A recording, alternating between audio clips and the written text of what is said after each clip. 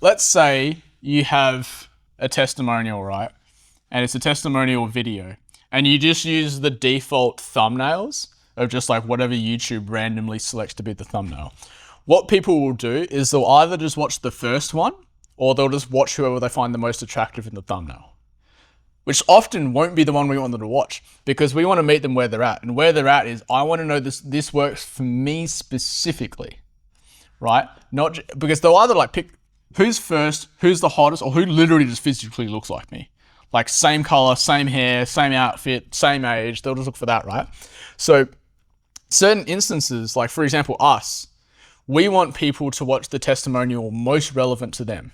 And so if the thumbnail is just like a random person with no other text, they'll just watch, there might be a plumber, and then the only one they watch with one click for lower physical resistance and one thought is just, it might be a plumber, right? But if they're a personal trainer watching a plumber's testimonial, it's irrelevant to them. They go, it doesn't work for me.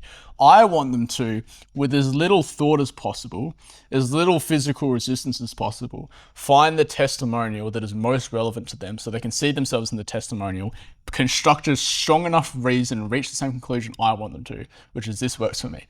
And so all we do when Aiden makes the thumbnails is he puts in bigger text than their name, because their name doesn't particularly matter, but he'll put in really big text what industry that they're in. So as you're scrolling through it, you can quickly, with low psychological resistance, go, I'm a personal trainer. Oh, Isaac's a men's online fitness coach. Yeah, because one of the most common questions is, have you trained or have delivered this to anyone like me before? Yeah, does this work for my industry? Yeah. Right, does this work for me specifically? Yeah. Right, you can have all the testimonials in the world, but they just want to see, does this work for me specifically? And that helps with psychological resistance with trust, because they think, has this worked for someone like me before? Yep. And when they see it, they trust it, and then they're often racing. Is there anything else on that list, 1 and 2, for psychological resistance? Yeah, so like with the trust as well, the Google reviews. So the Google reviews, there's a couple of weird parts of human evolution. One of those weird parts of human evolutions is we can tell when something's embedded or not. And so you want your Google reviews embedded. Other things that build trust as well, on a more side tangent, is the people that, and I've already spoken about this, the people that avoid talking about the negatives, people, again, will just make up a story in their head and agree with it. And so you want to set reasonable expectations. So like some of my really good performing ads, I know we're talking about landing pages, but we'll just talk about, like, here's all the stuff that sucks about the workshop. Actually, that was the best performing ad from that. Me and Aiden filmed a bunch of ads just to address skepticism.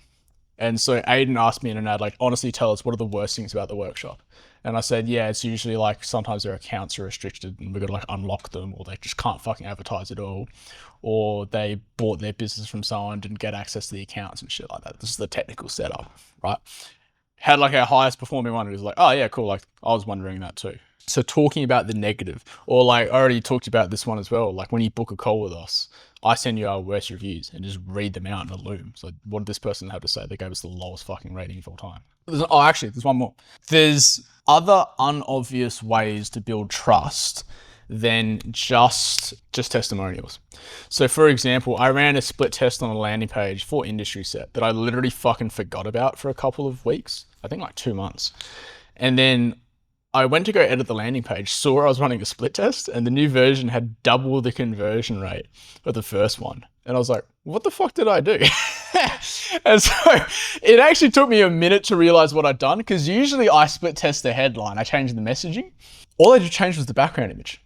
And so the first version was just a stock image of a music producer at his computer. The second one was just me and Jackson presenting to a room with 12 people in it. And that was the single most important variable. That was it. That was literally all I fucking changed, because as you're scrolling through the page, the background of the page is like super underutilized real estate, because people just neglect it because it's the background, but it follows them down the page. So they constantly see it, even subconsciously. And so subconsciously with this one, they can see me and Jackson addressing a room with 12 people. And that was enough for them to go, oh, well, those people are real, right? So like the worst background image you can have is just a solid black color. There's no humans in it. Slightly better is stock images, because there are humans in it. Even better than that is like real, because you can tell when photos are stock images, can't you, right? Even better photos are like images of like you presenting to an audience, or just like the team and stuff like that. Key thing is you want to be able to see human faces. That's the main important thing. The other obvious one is like when you've been mentioned in PR, like I embed like our podcast and stuff so you can see like not just me talk about myself, but other people talk about us. And the third one is curious versus committed. Now, we've already spoken about this, so I don't need to spend too much time on this.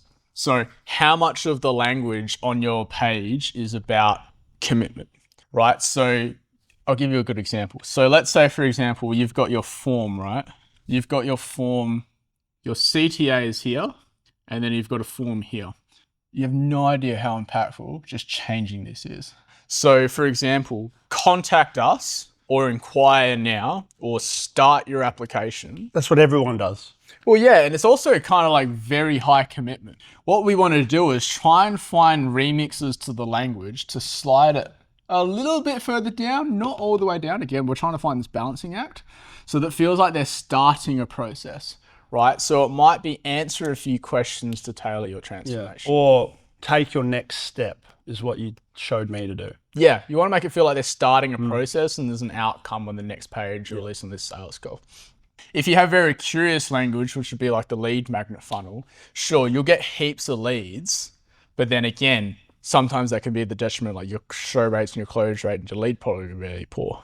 What about asking them if their capacity or capability to actually do the things, like for example, with me teaching people how to make organic content for their business, one of the questions I ask them to qualify them is, how capable are you to commit 1 to 2 hours a week to filming organic content? Yep. If they say, I don't have any time at all, the workshop's not going to work. Do you do that on the landing page or do you do that in the sales call? For this specific example, what you could do is I'll put that in the sales call, because what they're going to try and do on the landing page is talk themselves into the lowest psychological resistance answer. And their first response when no one is trying to convince them otherwise is, I don't have fucking time for this.